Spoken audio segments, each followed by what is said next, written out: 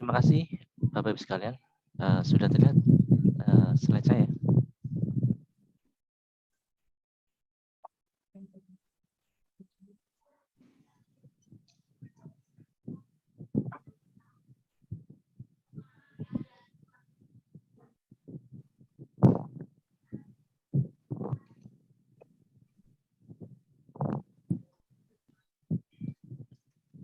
Oke, baik. Sebentar saya.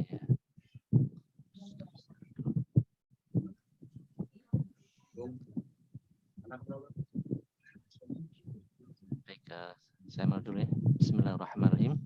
Alhamdulillahirrahmanirrahim.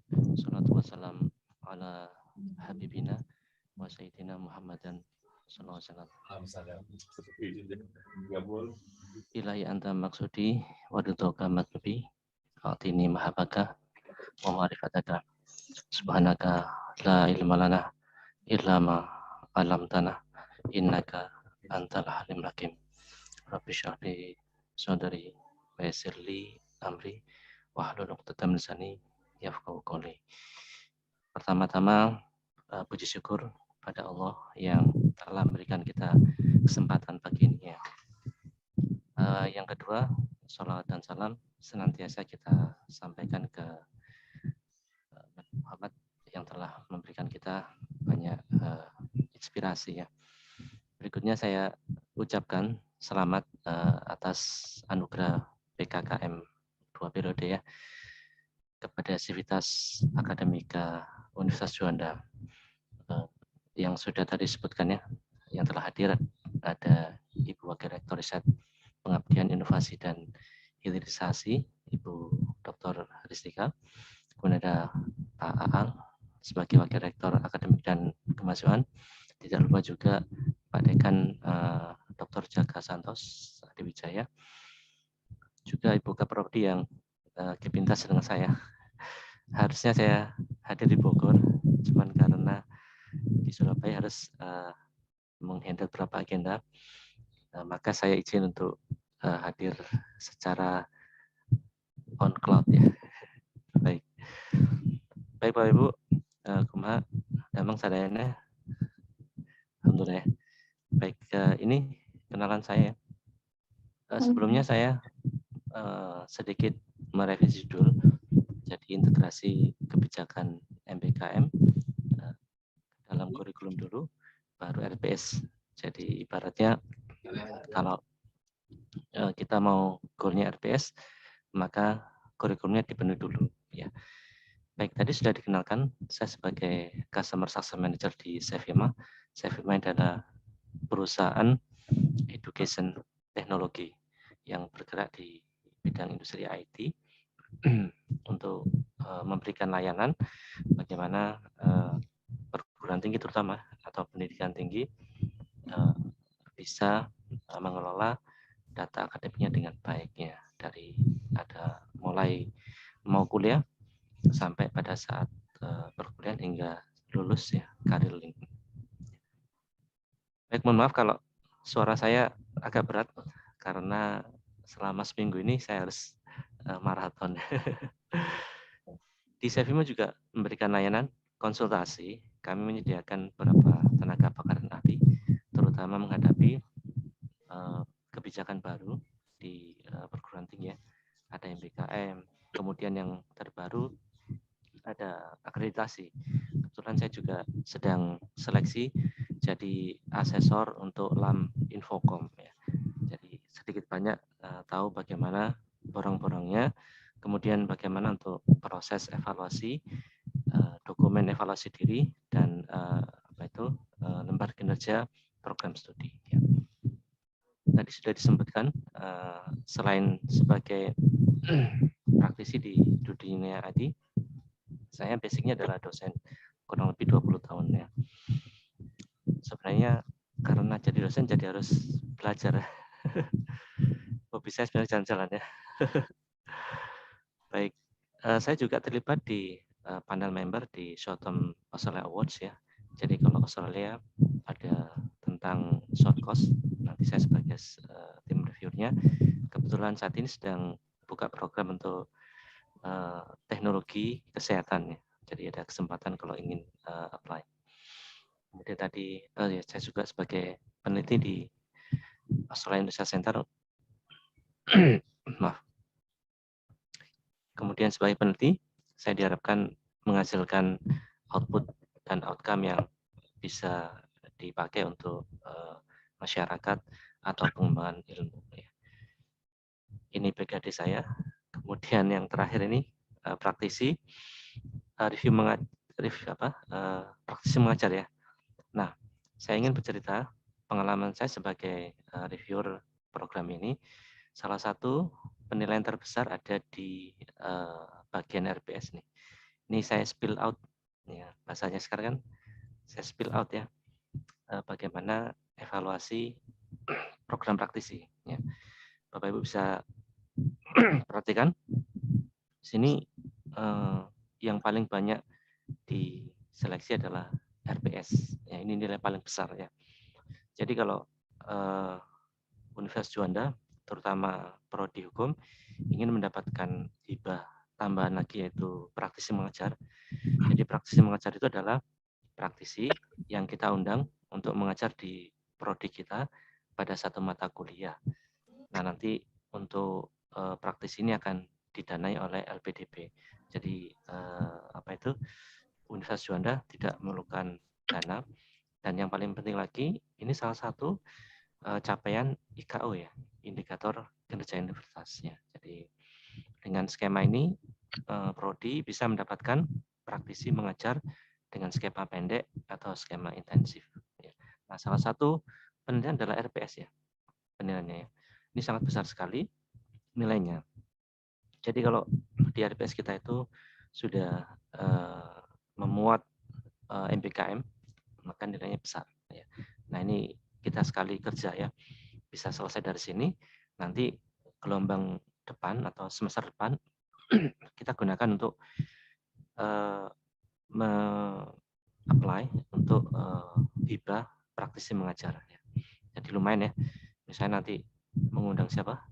Hotman Paris untuk jadi praktisi ngajar, di sini bisa. Atau Bapak Ibu punya rekan para advokat, bisa diundang menjadi praktisi mengajar ya. Kalau nanti mungkin butuh tips, boleh saya share untuk bagaimana kita bisa lolos ini ya. Baik, saya juga di bidang e-government sebagai asesor juga ya. Jadi saya ini full time asesor, part time lecturer. Nah, di bidang MBKM saya membuat program namanya studi independen.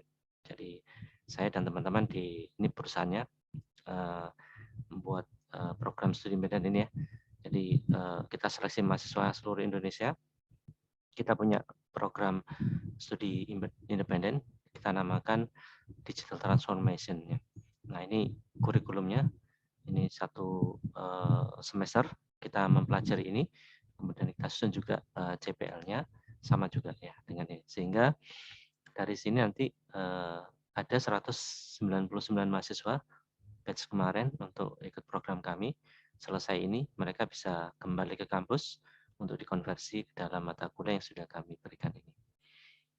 Baik, ke perkenalan berikutnya nanti bisa tanya Google. Nanti ada banyak jejak digital saya, termasuk mantan saya. Baik Bapak Ibu, saya kembali lagi ke topik ya. Ini yang diberikan kepada saya, integrasi kebijakan MBKM ke dalam RPS. Ya. Nah, nanti akan saya tambahkan satu lagi hal, selain integrasi, ada namanya rasionalisasi. Kenapa harus dirasionalisasi? Simak sampai akhir ya. Nanti ada kuisnya ini. Oke baik, MBKM ya. Nah, ini yang membuat kita apakah menjadi merdeka? Ini pertanyaan ya. Apakah benar-benar merdeka, apakah nggak merdeka ya? Ya, jadi kalau bagi orang Muslim katanya ajaban ya, ajaib ya. Kalau lagi syukur dapat nikmat syukur ya. Kalau dapat musibah sabar ya. Nggak tahu ini musibah atau enggak ya. Ya harus kita sabar ya. Tapi kalau bagi saya ini nikmat ya. Ya seperti ini bisa diundang kemana-mana. Oke Bapak Ibu ya. Ini beberapa agenda yang akan saya share hari ini. Jadi tentang tantangan kita, kemudian kenapa ini nanti melahirkan MBKM, kemudian bagaimana kebijakan MBKM ini kita integrasikan sekaligus kita buat rasionalisasi ke dalam kurikulum kita atau yang lebih endpoint yaitu RPS-nya. Nah, nanti kita akan ada contoh kasus dan diskusi dari praktek baik atau best practices yang sudah pernah saya tahu dan sharing dengan teman-teman dosen di seluruh Indonesia. Oke, baik.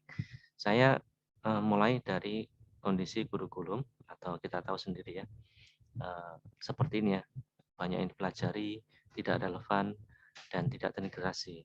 Sehingga lulusan kita itu, atau kalau di orang Madura, apa itu, check in the box, atau bahasa kita namanya maklar. Kita tahu banyak hal, tapi minim kedalaman. Jadi kita tahu melebar, tapi tidak mendalam. Ya. Jadi kalau orang di negara Barat ya, seperti yang saya pahami ketika saya hidup di sana dan juga anak-anak saya bersekolah di sana, mereka lulus sekolah itu menjadi seorang pakarnya. Jadi tidak harus mereka semua itu pintar matematika. Ada yang lulus jadi olahragawan, ada di matematika, bahkan ada yang ahli catur. Ya, luar biasa ya. Ketika anak saya sekolah di Australia, mata pelajaran cuma 4. Satu, numerik, 2 literasi, 3 physical education, dan yang keempat adalah art atau seni. Jadi anak-anak pasti menjadi ahlinya di 4 bidang ini. Dan tidak ada yang tidak naik kelas. Semuanya naik kelas, ahlinya masing-masing. Karena setiap orang punya expertise, bakat, dan talenta masing-masing ya. Jadi kalau zaman saya dulu, generasi boomer, sukses itu harus jadi PNS ya. Kalau sekarang enggak, sukses itu bisa jadi apa? Pesulap merah, bisa jadi apa itu? Idol, bisa jadi olahragawan. Nah, itulah yang ingin diangkat dari sini. Nah, apa akibatnya Bapak sekalian ya? Jadi kita tahu kita ini struggling ya dengan kualitas ya. Banyaknya lulusan tidak berarti kualitasnya juga baik ya. Kemudian banyak juga yang dipelajari tapi relevansinya rendah. Nah, saya ingat masih dulu masuk kuliah itu ada penataran Pancasila ya, 100 jam. Kalau itu bisa dipakai sekarang ya, bisa pakai magang, bisa pakai SIP, itu lebih bagus ya. Bukan berarti saya tidak Pancasilais, tapi udah diajari Pancasila dari SD ya. Kemudian akhirnya apa? Banyak lulusan kita yang belum siap. Ya. Lulusan masih butuh apa? Training dan seterusnya. Nah kebetulan saya juga bekerja di industri ya. Kami merasakan ketika mencari talenta, mencari calon pekerja, itu kita juga harus menseleksi lagi. Ketika sudah masuk pun kita harus memastikan bahwa dia memiliki skill set yang kita butuhkan untuk perusahaan kita ya. Ya akhirnya bisa dilihat ya, pengangguran di mana-mana yang ataupun tersamar ya, mereka punya ijazah tapi tidak bekerja di bidangnya. Baik, nah juga tantangan lain kita menghadapi disrupsi teknologi, terutama di pendidikan juga mengalami ya. Kita tahu semakin mudah untuk kuliah, semakin murah, semakin ini seperti saat ini ya, kita ini mendapatkan berkah dari disrupsi ini. Tapi ini juga di sisi lain memberikan tantangan buat kita Bapak Ibu sekalian ya. Karena apa? Generasi yang kita ajarin ini generasi Z ya, pasca 2000 ya. Dan kita tahu generasi Z ini seperti ini perilakunya ya. Tadi Pak Dekan sudah menyinggung ya. Jadi anak-anak kita ini juga menjadi objek, menjadi subjek ya, menjadi hal yang harus diperhatikan ya. Nah kita nggak mungkin memberikan materi pengajaran sebagaimana mungkin 10 tahun yang lalu atau bahkan 20 tahun yang lalu ketika saya berkuliah ya. Nah oleh karena itu katanya ya, Ya kalau kita ngajari anak-anak kita seperti waktu kita kuliah, maka ini tidak fair. Ya. Maka dari itu pemerintah melihat bahwa perlunya kebijakan baru tentang Merdeka Belajar dan Kampus Merdeka. Ya. Jadi merdeka itu bukan berarti free ya, tapi freedom. Freedom itu kebebasan. Jadi tidak bebas ya. Kebebasan yang tidak bebas gitu ya maksudnya. Jadi tidak diartikan bahwa kita merdeka itu bisa melakukan segalanya, boleh ya, tapi ada batasannya. Jadi maksudnya adalah sebuah kebebasan yang bisa kita lakukan sesuai dengan kondisi kita ya. Baik. Nah, apa sih itu tadi ya? Jadi tantangan kita sehingga melahirkan kebijakan MPKM. Ya. Nah, MPKM sendiri ada banyak ya. Jadi ada 4 hal yang sudah ada yang di apa itu pemerintah ya. Nah, saya ingin menyoroti satu hal, yaitu ini, hak belajar 3 semester di luar program studi sebagai salah satu bentuk tadi jawaban terhadap permasalahan, tantangan, latar belakang yang sudah saya sampaikan, yaitu pemerintah merumuskan hak belajar. Namanya hak, boleh diambil, boleh tidak kepada mahasiswa untuk mengambil atau studi kegiatan pembelajaran atau istilah kita PKP ya, bentuk kegiatan pembelajaran di luar prodi. Ya, baik. Nah, tujuannya tidak lain adalah memberikan exposure pada mahasiswa atau calon talenta, calon tenaga ahli itu terhadap masyarakat, dunia usaha, dunia industri, dan juga mungkin sekolah. Karena di luar sana juga kita masih berinteraksi dengan sekolah atau lembaga pendidikan. Nah, implementasinya secara garis besar seperti ini ya. Mungkin Bapak Ibu sudah sangat paham ya. Jadi ada 2 bentuk ya utama ya. Yang pertama merdeka, semua prosesnya atau PKP-nya dia ambil di prodinya masing-masing tanpa keluar. Nah, ini juga merdeka juga ya. Atau 5 atau 4 ya, atau 5 lah semester ya, itu berada di prodi masing-masing. Kemudian 1 semester bisa di prodi berbeda, tapi dalam perguruan tinggi yang sama. Nah, 2 semester lagi berada di luar prodi, baik itu di perguruan tinggi yang lain atau di institusi yang lain. Ya. Jadi ini bentuk dasarnya. Tapi dari sini ternyata ada banyak variansinya seperti ini. Nah, karena kita merdeka ya, ya kita harus merdeka juga menentukannya. Ya, ada banyak pola yang dipakai beberapa kampus yang ini coba saya rangkumkan ya. Ada pola yang 5-2-1, artinya 5 semester di kampus dan prodinya masing-masing. Kemudian 2 semester di program studi di PT yang sama dan 1 semester di luar. Ya, di luar benar di luar ya. Baik di luar mungkin perguruan tingginya ya, baik di program studi yang lain atau di industri ya. Ada juga yang 512, ada yang 503. Nah, ini variasi yang bisa kita terapkan. Ya, sekali lagi prinsip dari MBKM itu adalah fleksibilitas. Jadi, kalau kita tidak merdeka, maka ini bukan prinsip dari MBKM. Ya. Jadi sebenarnya ini tidak diambil sebagai salah satu apa ya beban ya Bapak ya, atau misalnya kemunduran. Saya melihat ini sebuah satu apa itu sarana untuk kita bisa lebih fleksibel. Ya. Baik, oke.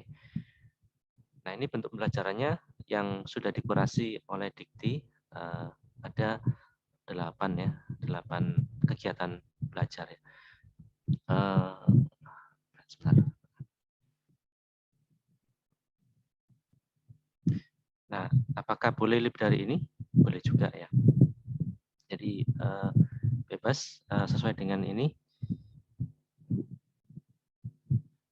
Atau ada yang 9 seperti ini ya. Kemudian di UGM bahkan ada namanya bela negara. Nah, ini bebas ya kalau misalnya nanti apa itu Universitas Juanda punya satu bentuk kegiatan atau pembelajaran atau PKP, misalnya tentang pembinaan tahfidz. Saya lihat tadi di Marsnya ada tahfidz, ada kegiatan yang punya muatan religiusitas. Nah, boleh dirumuskan dan itu bagian dari MPKM ini. Entah nanti dalam bentuk pengabdian masyarakat atau apa itu proyek desa ya, dan mungkin juga bisa di pendampingan sekolah ya. Jadi harapannya kurang lebih begini Bapak Ibu. Jadi kalau ini sebelum MPKM, jadi ada kita punya prodi hukum, nanti profil lulusan kita ya sarjana hukum, misalnya konsentrasi perdata dan perdata Islam, hukum perdata dan hukum perdata Islam. Nah, setelah MPKM harapannya adalah mungkin ada yang masih yang sama atau sarjana hukum perdata dan hukum perdata Islam dengan tambahan apa undang-undang perdagangan elektronik. Karena kebetulan mahasiswa ini mengikuti MPKM di Departemen Kominfo yang di sana ada tentang kajian tentang legal office, legal yang berkaitan dengan UU ITE. Nah, ini kan bisa menjadi kompetensi tambahan, kemampuan tambahan. Atau bisa jadi anak-anak didik kita kemampuan tambahan legal officer dari hasil magang di dunia industri usaha di ABC. Karena kebetulan di sini menangani tentang mungkin legal atau misalnya pembuatan apa itu jasa advokasi hukum dan seterusnya. Ya. Jadi ini sebenarnya yang diharapkan ya. Ya kita bayangkan kalau misalnya ini berjalan sangat ideal sekali, mahasiswa juga mendapatkan intake, kemudian kita juga dimudahkan. Dalam hal ini kita juga mendapatkan apa itu dukungan dari pihak luar stakeholder kita, maka harapannya tadi ya tantangan itu bisa terjawab. Adik-adik kita yang mengikuti program ini punya skill set tambahan yang ketika dia sudah berinteraksi dengan Dudi, kemudian pihak yang lain, maka dia akan lebih percaya diri dan dia sudah punya rekognisi secara misalnya karya atau misalnya secara aktivitas, maka itu akan lebih mudah. Di perusahaan kami, Sevima juga demikian. Kita punya program magang. Jadi kalau misalnya kita menemukan ada anak yang punya talenta-talenta baik, langsung kita rekrut ya. Dan ini memutus rantai yang tadi saya sampaikan ya, pengangguran, kemudian lulus tidak ada kompetensi, dan lulus mau ngapain itu bisa kita tangani di sini. Bayangkan kalau itu satu Sevima, kemudian kalau banyak perusahaan dan seterusnya, maka itu setidaknya menjadi signifikan. Kenapa demikian? Karena yang kita selamatkan, kita tampung ini adalah generasi yang terdidik, Bapak Ibu ya. Jadi kalau anak-anak yang punya kualifikasi itu, maka dia akan bisa memberikan impact yang besar. Karena sebagian besar masih muda dengan kualitas akademik, skill set yang sudah dia dapatkan, kita yakin bahwa mereka nanti bisa membawa perubahan di sekitarnya. Jadi kalau kita melihat semangat MPKM ini sangat luar biasa ya. Jadi saya selalu mencoba melihat ini sebagai satu hal yang positif atau kita leverage opportunity-nya ya. Dan semoga ini juga menjadi pemahaman bersama ketika mahasiswa paham, ketika kita para dosen juga paham, maka terutama kita para dosen tidak ada merasa kesulitan atau tidak merasa berat apa itu ketika harus menyusun ulang merasionalisasi RPS kita ya, apalagi di hotel ya 2 hari ya sambil apa staycation sama healing ya. Baik Bapak Ibu ya, itu tadi tentang kebijakan MPKM. Nah sekarang pertanyaan kita, bagaimana MPKM ini kita bisa integrasikan ke dalam kurikulum AK RPS kita. Kan tidak boleh tidak tercatat. Karena salah satu yang harus dilakukan ketika kita akan mengimplementasikan MPKM ini, maka kita harus dokumentasikan di dalam kurikulum. Dalam artian kita integrasikan atau kita adopsi, kita blended ke dalam AP apa yang sudah kita punya. Baik. Nah, pertanyaan sekarang dulu, mengapa sih perlu kita integrasi dan kita rasionalisasi? Ini pertanyaan tadi yang mungkin kita jawab ya. Baik, kalau tadi sudah dijelaskan ya, kegiatan MBK ini bagus sekali. Ya, seperti yang saya ilustrasikan ya, ideal banget ya. Cuman di lapangan Bapak tahu, mahasiswa tidak memiliki banyak fleksibilitas untuk mengambil kelas di luar prodi. Ada yang merasa dirugikan. Jadi ketika masuk MBKM, karena memang belum siap, ya. Ini baru pertama wajar. Ya.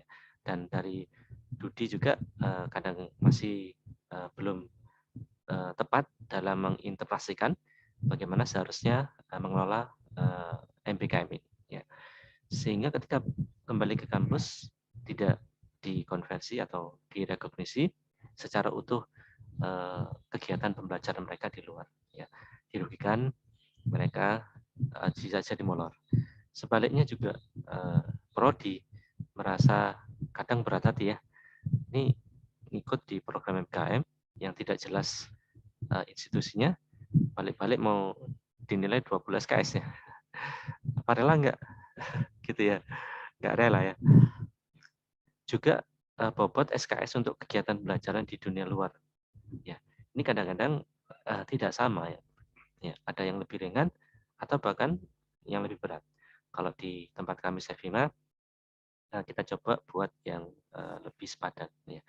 Jadi CPL-CPL yang sudah dirumuskan tadi, ini kadang-kadang tidak dipahami oleh dunia usaha industri. Ya, terutama juga kita dari kampus. Kita mengasumsikan bahwa CPL ini akan bisa diselesaikan ketika mahasiswa magang di misalnya perusahaan A, di mana perusahaan itu punya task force atau kegiatan 1, 2, 3. Ternyata tidak demikian. Ya. Nah ini perlu dilakukan hal yang tadi ya. Nah juga di banyak kampus, misalnya nih pertukaran pelajar atau praktik kerja itu yang menunda tadi. Oke, ya. Yang lain Bapak Ibu sekalian ya. Kenapa kita perlu rasionalisasi dan integrasikan ke dalam MBKM kita ya? Yaitu kondisi umum MBKM saat ini. Ini semua menjadi apa itu isu bersama. Ya. Belum ada pola proses bisnis yang generik, metode konversinya, bentuk kurikulum yang diadopsi secara umum. Ya. Jadi ini yang membuat kita juga sedikit bingung walaupun merdeka ya. Sebagai contoh, ketika saya mengelola studi independen ya, seperti background di saat bawah saya ini ya. Jadi ketika ada CPL yang ternyata itu tidak ada di cover di mata kuliah yang sedang dijalankan di semester yang berjalan. Ya akhirnya tidak bisa diakui. Tapi ada kampus yang sudah nggak apa-apa mata kuliah ini ditabung untuk semester depan. Atau bahkan juga nggak apa-apa ini mata kuliah ini atau hasilnya ini kita pakai untuk memperbaiki nilai yang sebelumnya.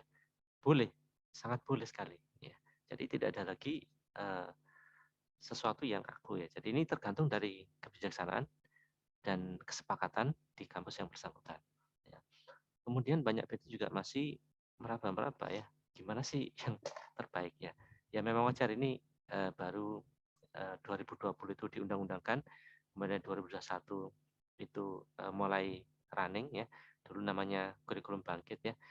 2022 kita ini sudah mulai berjalan ya, start off ya, dengan adanya PKKM. Ini juga menjadi stimulus bagaimana apa itu agenda MBKM ini bisa lebih baik lagi ke depan. Kemudian juga dari sisi regulator ya, Dikti, kemudian para asesor atau lembaga asesor mandiri itu juga mulai menyinggung-nyinggung bagaimana MBKM ini menjadi salah satu indikator penting. Ya. Nah, juga kebanyakan mereka serahkan pada prodi masing-masing. Bisa jadi dalam satu kampus itu berbeda ya untuk proses MBKM-nya ya. Atau ada prodi yang cuman menghendaki 2 macam kegiatan pembelajaran. Tidak masalah karena memang tadi perlu diingat sumber daya kita bagaimana. Jadi tadi disampaikan oleh Pak Dekan ya, sumber daya kita gimana, atau misalnya kalau nggak salah Ibu Wakil Rektor ya. Jadi penting untuk memperhatikan sumber daya kita. Jangan karena mengejar 8 itu ternyata tidak bisa optimal. Bahkan cukup satu aja nggak apa-apa. Karena di dalam penilaian IKU atau akreditasi itu bukan dihitung dari banyaknya kegiatan pembelajaran yang dilakukan, tapi seberapa persen mahasiswa yang ikut di MPKM, berapa persen dosen yang terlibat di sana. Ya, baik. Nah ini regulasi pendukung ya, yang masih kita nantikan juga ya. Nah ini juga Bapak Ibu, kenapa perlu kita rasionalisasi? Karena memang kita juga sekarang mendapat apa itu compliance ya, untuk memenuhi IKU ya. Jadi tidak cukup kita ini terakreditasi ya, tapi kinerja kita itu unggul ya. Nah salah satunya adalah itu ada namanya program ini ya. Jadi ini ya, persentase lulusan S1 atau lulusan kita paling tidak 20 SKS di luar kampus. Ini menjadi salah satu indikator penilaian. Kalau kita termasuk perguruan tinggi yang biasa seperti Satker ini nilainya 20% ya, dan seterusnya ya.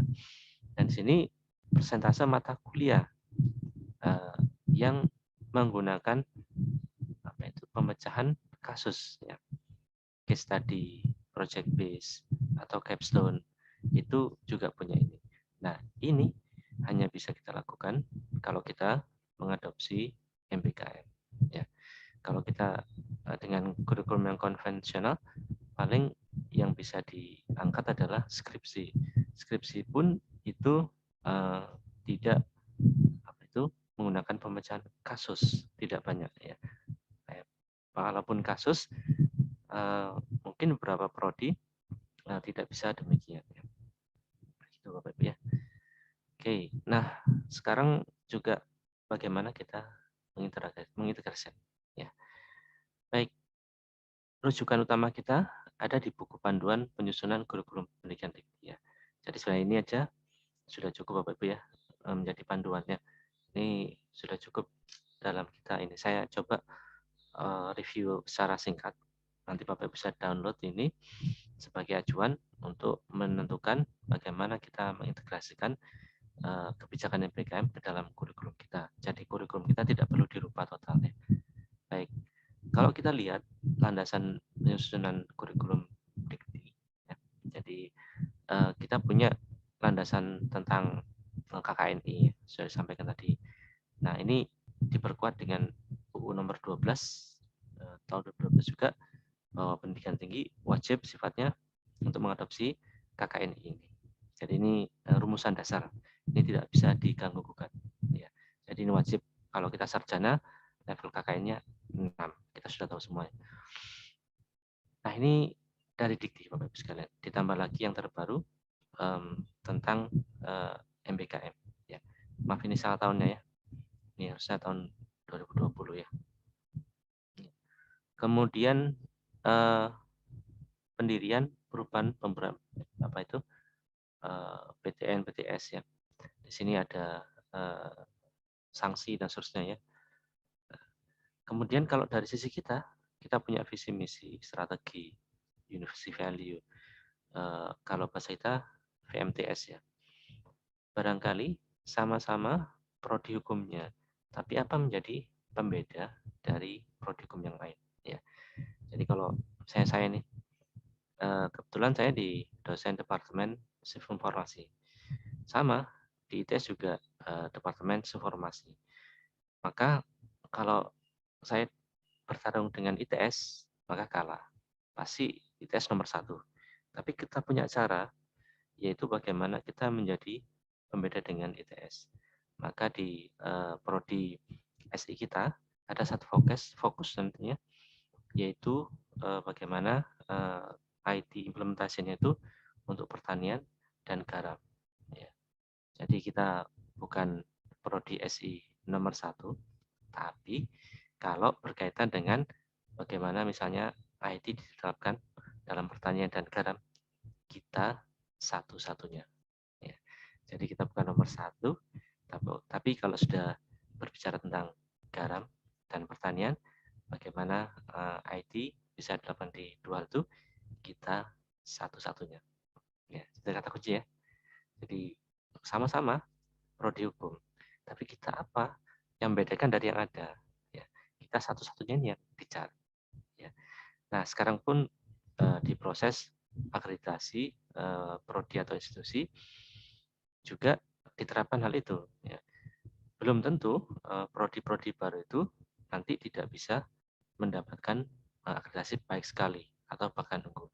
Kalau ternyata mereka dalam proses PPE-PP-nya mereka sangat baik sekali, ya.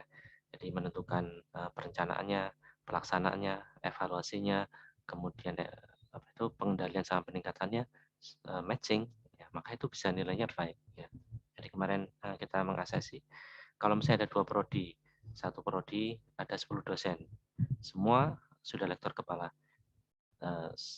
Prodi yang baru 10 dosen juga masih asisten ahli atau bahkan ada yang belum punya Jabung. Tapi yang prodi baru ini outcome-nya sudah 10 Scopus semua ya. Sementara yang prodi lama itu LK tapi masih Sinta 3. Maka bisa dibandingkan ya. Nah, dari prodi yang baru ini bisa menjadi unggul karena memang dari hasil tadi PPE-PP-nya mereka berhasil. Ya. Kita juga punya eksternal, yaitu mungkin industri perkembangannya, kita punya asosiasi dan seterusnya. Seperti IPTEK ini ya, yang paling tadi saya singgung ya, hukum itu juga sudah menyentuh dunia maya ya.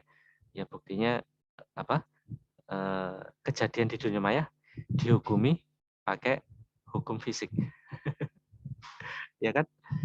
Ngata-ngatainnya, menghinanya pakai Twitter.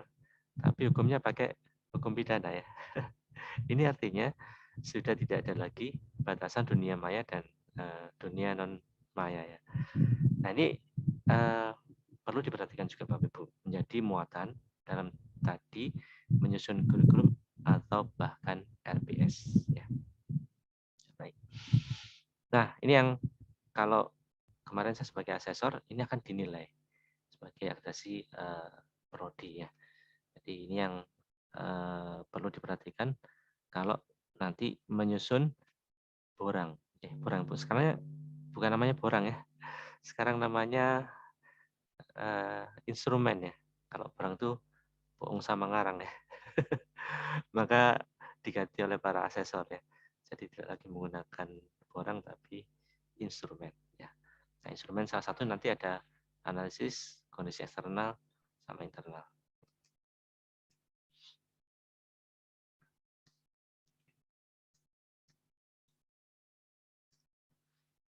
Baik, saya lanjut lagi ya. Ini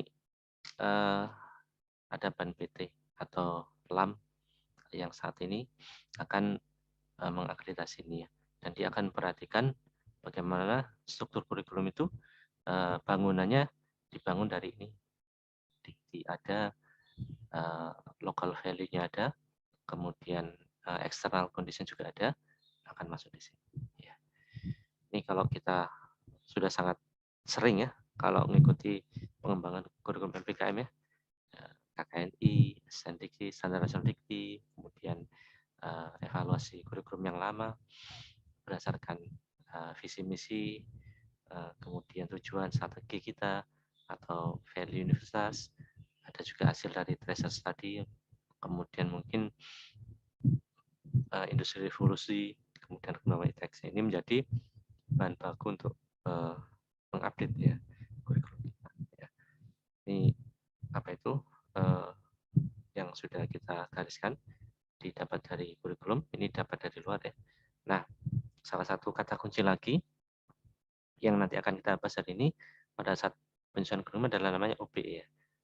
Outcome Based Education. Ini menjadi wajib ketika kita ingin membuat kurikulum kita itu comply dengan MBKM. Jadi tidak ada kurikulum MBKM yang tidak menerapkan OBE. Ya. Baik, jadi ini tahap penyusunan. Ini ada di buku itu. Nah, hari ini kita fokus yang dua hal ini ya, perencanaan. Baik, prinsip dasar MBKM. Yang pertama, kurikulum berbasis outcome based. Kemudian yang kedua, konversi atau rekognisi kegiatan MBKM bukan konversi mata kuliah, tapi lebih pada konversi CPL. Ini perlu dicatat. Sehingga ini yang sering tidak dipahami oleh teman-teman sekalian di lapangan, akhirnya bingung, merasa tidak merdeka. Nanti ini kalau magang di sana, ini cocoknya dengan apa, mata kuliah apa, gitu ya. Kan di sana nggak ada mata kuliah, ya, kan nggak bisa dikonversi. Ya.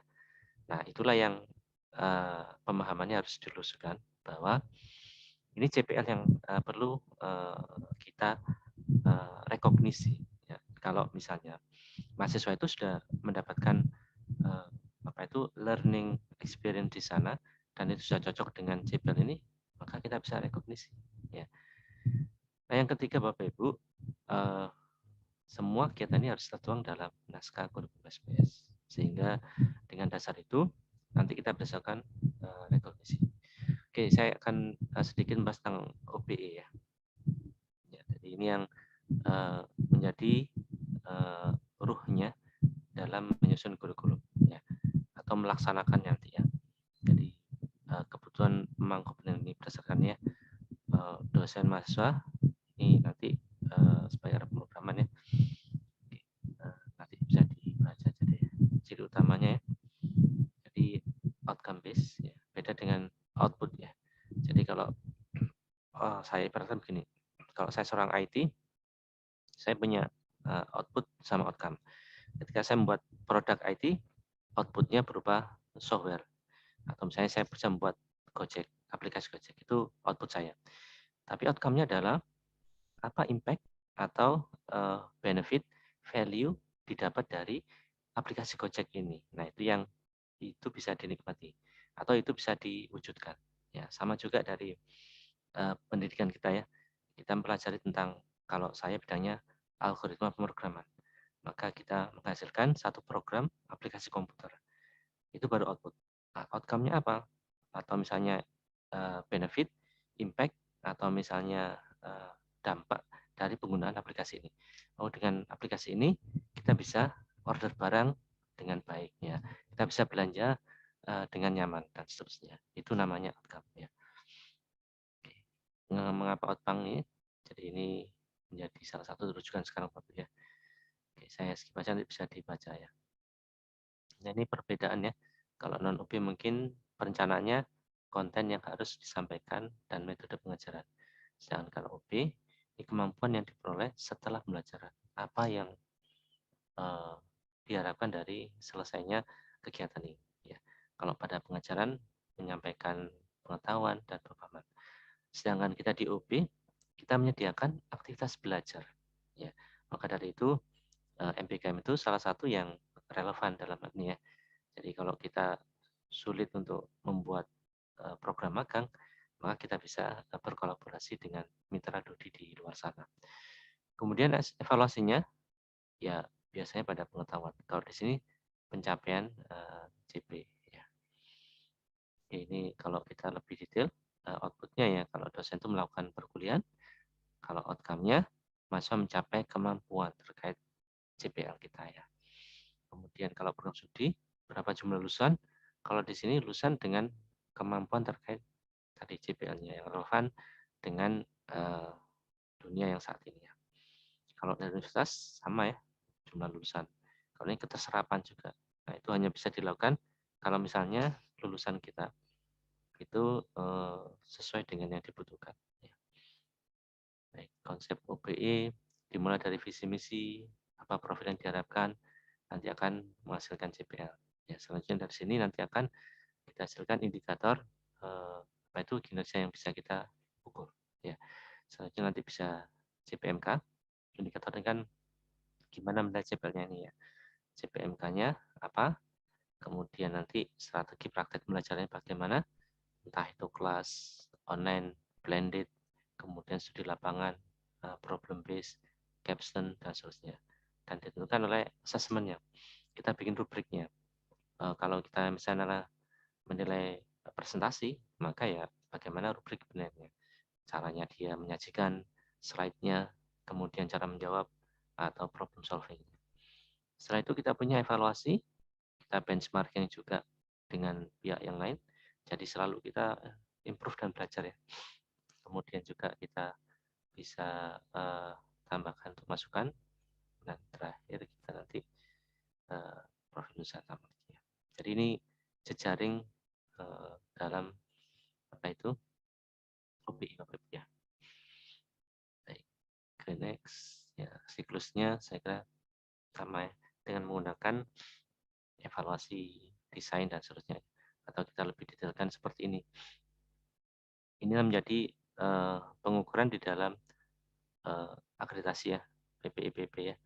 Jadi ini ada usaha BDCA ya, di penetapan, pelaksanaan, evaluasi, pengendalian dan peningkatan. Nah, ini proses OBI yang sudah comply dengan akreditasi dan juga MBKM. Baik, kalau kita lebih ini lagi gimana menerapkan OBE di dalam kurikulum kita ya. Jadi kalau kita punya sini body of curriculum semester 1 sampai 8 jumlah SKS-nya misalnya masing-masing punya JPMK ya. Kemudian ini adalah konsep MBKM ya. Kita punya di sini kampus dan institusi kita atau dunia lain ya, institusi lain ya. Ini mungkin kampus lain juga ya. Atau ini Dudi ya. Masing-masing kalau kita misalnya menggunakan pendekatan apa itu pertukaran pelajar ya dengan kampus lain, bisa kita ambil dari salah satu mata kuliah kita. Kemudian kalau dengan menggunakan misalnya kegiatan pembelajaran misalnya proyek dosa, desa, riset dan seterusnya, maka kita bisa ambilkan dengan salah satu atau beberapa dari kurikulum yang kita ada di sini ya. Nah ini harusnya tadi bisa sebagai penyediaan dari kegiatan belajar ya. Tidak kita hanya memberikan pengajaran. Oke, nanti hasilnya setara dengan JPMK kita. Kemudian kalau di sini juga untuk melengkapi JPL. Kalau ini berupa kegiatan-kegiatan yang bersama Dudi. Ini kalau kita lebih detail lagi ya, ada UPI, ada SNDikti. Kemudian kalau SNDikti pasti yang dinilai sikap, keterampilan umum, keterampilan khusus, sama pengetahuan. Atau biasanya dibalik ya, sikap, pengetahuan, keterampilan, dan dua umum khusus ya. Kalau ini berdasarkan dari dikti, kalau ini berdasarkan dari bisa disusun forum ya, kemudian ini juga bisa berdasarkan SNDT karena SNDT sudah memberikan apa itu petunjuk ini. Dari SNDT kita evaluasi ya mana yang perlu diupdate ya. Kemudian dari sini kita nanti akan lebih detail lagi capaian belajarnya bagaimana. Baik, saya akan mencoba bagaimana mereview atau mereview melihat kurikulum dari prodi hukum ya. Kemarin saya sempat japri ke Buka Prodi untuk melihat bagaimana yang sudah dilakukan dari kurikulumnya ya. Oke.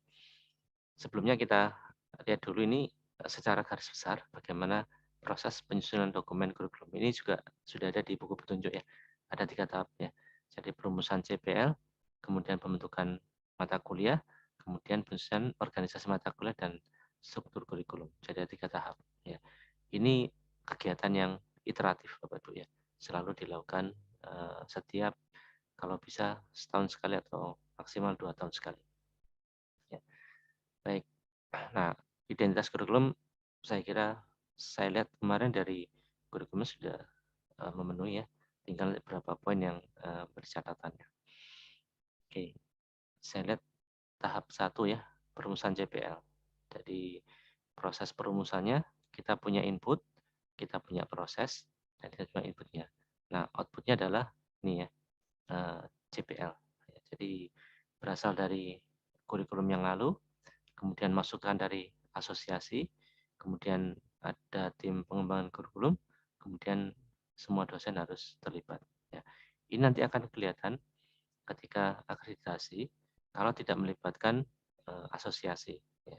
Nanti pasti ada gap-nya. Ya. Dan juga tidak lupa inputnya dari VMTS, value, atau mungkin konsorsium bidang ilmu, atau yang paling dasar KKNI dan SNDT kita. Nah, kalau kita lihat, atau ini refresh saja ya, saya kira Bapak Ibu sudah sangat paham ya, pasti profil lulusannya. Jadi ini yang peran apa yang dapat dilakukan oleh lulusan kita di katakanlah 5 tahun ke depan. Contohnya kalau kedokteran ini, kalau aspek ini. Nah, kemarin saya baca untuk profil sarjana hukum Universitas Juanda itu ada 4 ya, sebagai pejabat publik, sebagai profesional hukum, sebagai peneliti dan tenaga ahli hukum, dan sebagai konsultan hukum. Ya. Nah, ini sudah dirumuskan ya. Saya lihat oke, sudah dirumuskan, berarti sudah matchingnya. Nah, sama juga ketika saya mendesain kurikulum informasi, maka saya bilang tadi muatan lokal tentang garam dan pertanian itu menjadi salah satu kata yang muncul ya. Oke. Nah, ini saya juga lihat dari kurikulum Bapak Ibu sekalian sudah ada ya, sudah ditentukan, dan saya kira sudah sangat ya mewakili ya. Waktunya 1 menit lagi, Pak. 1 menit lagi ya. Waduh. Oke, CPL sudah ya. Saya lihat sudah. Kemudian tahap 2 pembentukan mata kuliah. Nah, ini juga sudah di mapping ya. Nah, yang belum saya lihat adalah ini. Ya, integrasi MBKM ke EPS ya. Kembali lagi ke tadi yang sudah kita bahas ini ya. Nah, ini yang kuncinya Bapak ya. Jadi MBKM itu adalah ketika kita mengizinkan mahasiswa keluar itu selain CPL utama yaitu mendapatkan kompetensi tambahan. Nah, inilah yang nanti harus diintegrasi ke dalam RPS kita. Nah, ini ada pertanyaan. Apakah dengan kegiatan MBKM ini dibuat CPL baru? Tidak perlu. Ya, jadi rumusan CPL sudah ada, kita tambahkan. Kemudian apakah program MBKM ini di luar program apakah perlu RPS? Ya, pasti. RPS yang dirubah. Jadi sekali lagi, kurikulum tidak perlu dirubah, CPL ditambahkan, tapi RPS-nya kita upgrade. Ya. Contohnya misalnya, kalau kita punya pertukaran pelajar ya, jadi kita sudah tahu ya, misalnya nih dalam satu perguruan tinggi beda prodi. Jadi kalau misalnya kita punya CPL ini, kemudian kita ingin kompetensi tambahan, nanti ini bisa diambil di prodi yang mana. Ya. Kemudian kalau misalnya prodi yang beda dan kampus yang beda, bagaimana? Ya. Oke, saya lihat ke punyanya Juanda. Ya, oke, baik. Ini saya cuplikan dari kurikulum Bapak Ibu sekalian. Ya, di mana di sini ada bagaimana kita mengintegrasikan MBKM ke dalam RPS. Saya ambil satu profil lulusan untuk pejabat publik hukum. Ya. Nah, kita akan fokus ke semester 6 ya. Asumsinya kita melakukan ke semester 6. Jadi kita punya struktur mata kuliah ini pada semester 6. Nah, kita pengen kalau nanti ini mengambil MBKM, kompetensi apa yang kita ingin tambahkan. Misalnya mampu menyusun, menganalisis, dan mengintegrasi problematika di etika kedokteran, malpraktik, euthanasia, dan seterusnya. Ini kita bisa ambil di mana? Di prodi kedokteran. Kalau ini pertukaran. Ya. Atau mampu menganalisis studi kelayakan properti. Ini misalnya di prodi ekonomi. Nah, ini nanti yang kalau mahasiswa mau mengambil atau kita nanti menyelenggarakan program pertukaran pelajar, ini harus kita tambahkan, Bapak Ibu ya. Jadi ini nanti kita bisa konversi atau ada konversi dalam kurikulum ini ke mata kuliah ini, ya. Atau kalau bentuknya magang, ya kita tentukan kompetensi tambahannya apa dan di mana mitra kita nanti akan kerjasama. Nah, ini yang belum saya lihat di body kurikulum sekarang. Ya. Perhatikan yang dilakukan di sini bukan mata kuliah, tapi CPL-nya. Ya. Ini juga kalau kita tarik sama mungkin ya. Jadi seperti ini nanti akan bisa dilakukan dengan baik. Ya. Baik, saya ingin terakhir aja ya. Nanti kita akan diskusi. Ini berapa best practice ya. Rasionalisasi, kita kan butuh rasionalisasi ya. Nah, sebaiknya apa itu yang dimerdekakan itu jangan mata kuliah keahlian. Ya, oke. Jadi yang dimerdekakan itu mata kuliah umum. Ya, jangan sampai mata kuliah inti kita, mata kuliah yang berjadikan keahlian di kampus merdeka. Maaf.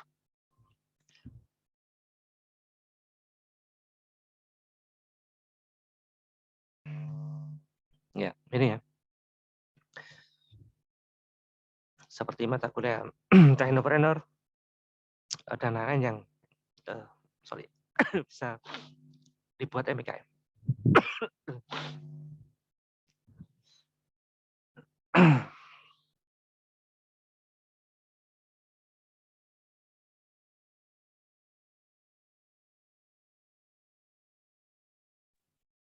Ya, ini yang saya bilang rasionalisasi. Jadi jangan sampai mata kuliah ini dimasukkan dalam program MBKM. Kenapa? Nanti mahasiswa kita tidak mencapai profil lulusan yang kita harapkan. Nah, kalau bisa kita menyusun mata kuliah yang kalau bahasa kita palu gada ya. Mata kuliah yang umum nanti kita bisa menampung atau CPL program MBKM. Contohnya ini ya. Kenapa pertimbangan seperti itu? Ini berdasarkan diskusi kita, kami ya, dan beberapa teman-teman di kampus yang lain ya, bahwa faktor psikologis ini juga penting ya.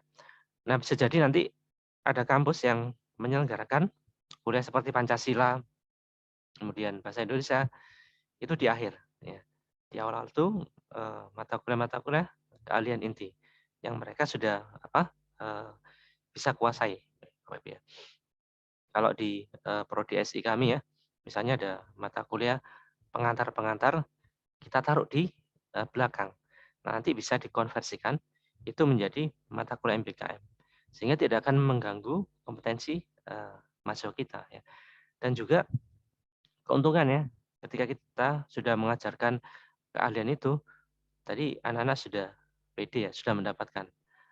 Nah, itu yang salah satu rasionalisasi dari kurikulum. Jadi ada kita switch ya.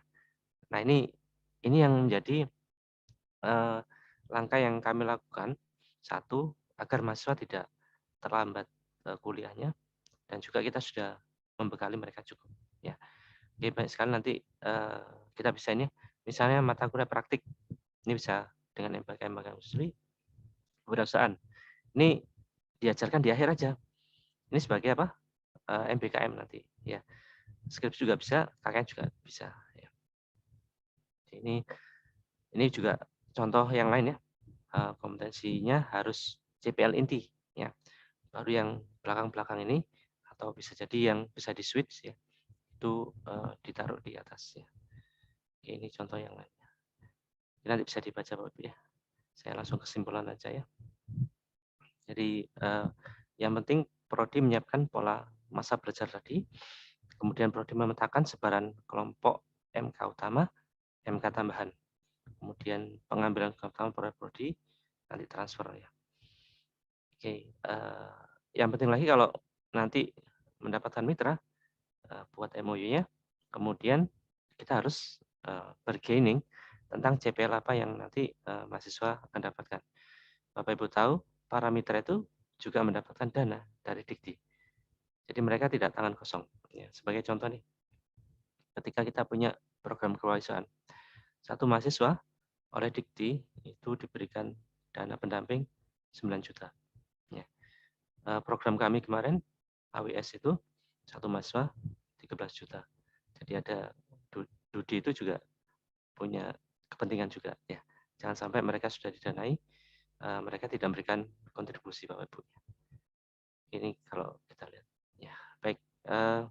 Harapannya seperti ini ya untuk proses kita dalam MKM dan yang kita lakukan untuk mengintegrasikan dalam LPS. Ya. Terima kasih Bapak Ibu. Perhatiannya, mohon maaf agak terganggu suaranya. Kalau ada pertanyaan diskusi, silahkan.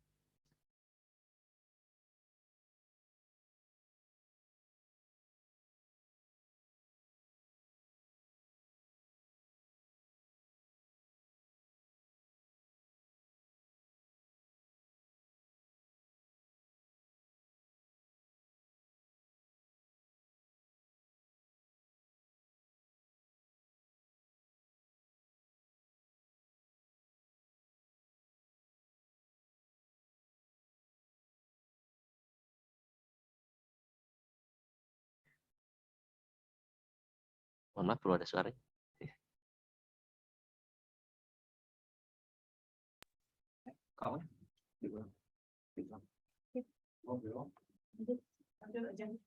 Ya, selanjutnya ada lagi narasumber kedua yang juga tidak kalah luar biasa.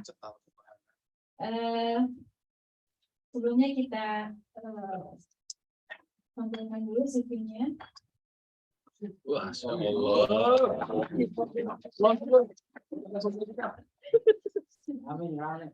Terima kasih kepada Bapak Walidi Agustiono.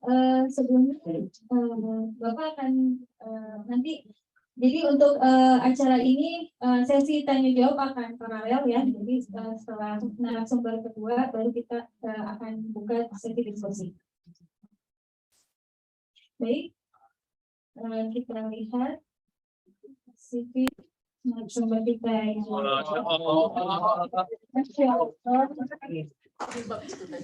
alhamdulillah ini CV-nya bahasa Indonesia yang awal soalnya bahasa Inggris.